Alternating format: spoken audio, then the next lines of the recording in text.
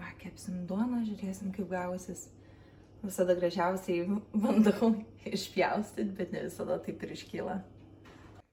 Na, štai koks tai gavosi variantas. Čia gelytį išpaišiau, bet paskui antram kepime šiek tiek čia praskyriau, tai va viršų išsiputė, gavosi ausytė. Gal kitą kartą bandysiu čia įkirpti, kad liktų ornamentas. Va, mūsų Danytė. Gavom bulvytę. Oi, atsargiai, mušti. Karšta. Aha. Gavom iš kaimynės Konoro tėvų šviežių bulvyčių. Tai dabar aš jas paviriau ir šiek tiek sutryniau. Jau česnako, druskytės ir jorkaitę.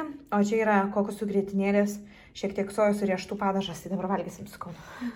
Pietus mūsų.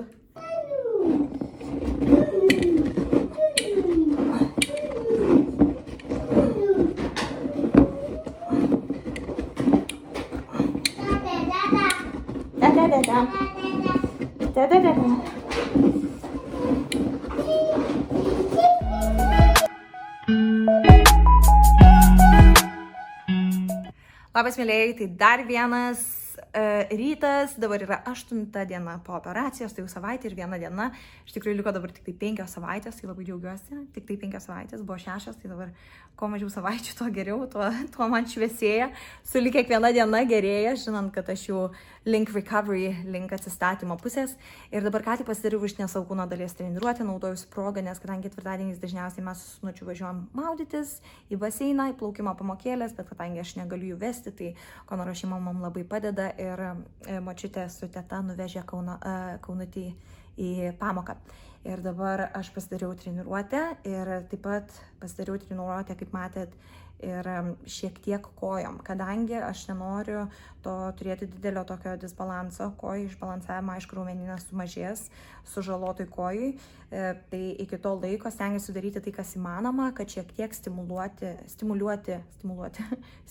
tą raumenį, kad paskui būtų lengviau grįžti į vėžes. Tai pasidariau pratimus su gumom, nes kadangi prieš tai, kai buvau gipse, man pasakyta, kad negalėjau visiškai jokio svorio ten dėti, be abejo gipsas lūžtų, bet šitas Moonboot yra gan stiprus ir jeigu daktarai sako, kad aš galiu ant jo vaikščioti, reiškia, aš galiu su juo daryti ir glute bridges. Bet be abejo, kiekvieno pratimo atlikimo metu, kai tik tai yra galimybė, visada stengiausi koją būti palikus iškeltą. Tai gerai.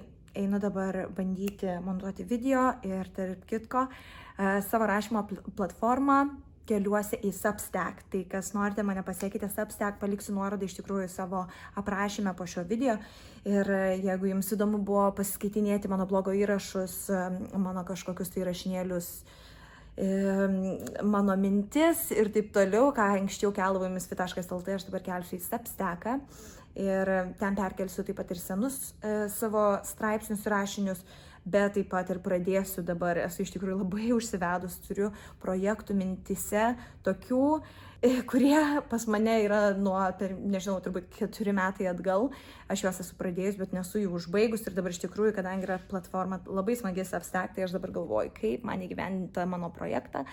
Ir gveldenu tokią mintį, bet žinoma, be abejo, leisiu jums visiems apie tai žinoti. Na, o dabar einu darytis dar, ką nepasidariau ir ką turiu minty. Ir po to grįž Kaunutis ir tęsim dieną. Tai užmigdžiau baby. Užtruko šiek tiek užmigdyti. Ne per ilgiausiai, bet, žodžiu, kadangi dabar stengiuosi nustoti maitinti krūtimi, kaip ir minėjau praeitam video.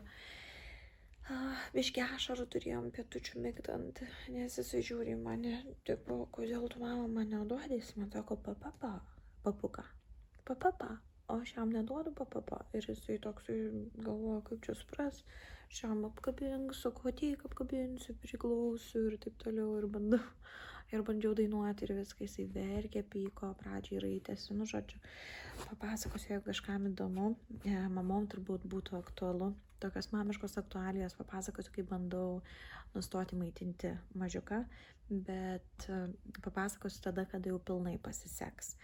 Todėl, kad dabar dar esu procese to. Tai žodžiu, užmigdžiau Kauną, atsikels, dabar yra po 1 jau, tai kai atsikels vaikas, eisim pietučių valgyt, pietų, ir paskui atvažiuos pas mus draugas su drauge. Hendrix, jo draugelis. Tai jis visada sako Edik, vadina Hendrix, vadina Edik. Tai atvažiuos, tai vaikai pažais, labai smagu, nes iš tikrųjų visada turėdom mamiškus pasimatymus su berniukais, bet kadangi mes niekur negalim važiuoti, tai labai džiaugiuosi, kad atvažiuoja mus aplankyti. Dabar, aš tas dienas kaip skaičiuoju, manęs kaip lėtai atrodo eina. Visi sakau valinki, kad tas laikas greitai praeitų, bet aš noriu, bet ir nenoriu kartu. Aš niekada nesistengiu galvoti, kad kaip noriu, kad šitas laikas praeitų. Todėl, kad aš manau, kad tai yra nesąžininga, kiekviena diena yra labai svarbi, kiekviena diena yra, kai atsikeliam, kai mes esam gyvi, kai galim kažką daryti, kiekviena diena yra labai svarbi ir mums yra dovana. Todėl aš stengiuosi, kad ir bet kokiu atveju, kad ir šiuo atveju man, kadangi koja sulūžus, stengiuosi nenorėti, kad laikas greičiau praskrietų ir mėgautis mažiausiais dalykais kažkokiais, kokiais tik įmanoma. Ir va dar ką noriu pasakyti, rekomendacija. Iš tikrųjų rekomenduoju, pasižiūrėkit, jeigu turite Netflixą, filmą Leave the World Behind, man atrodo, taip vadinasi, su Julia Roberts.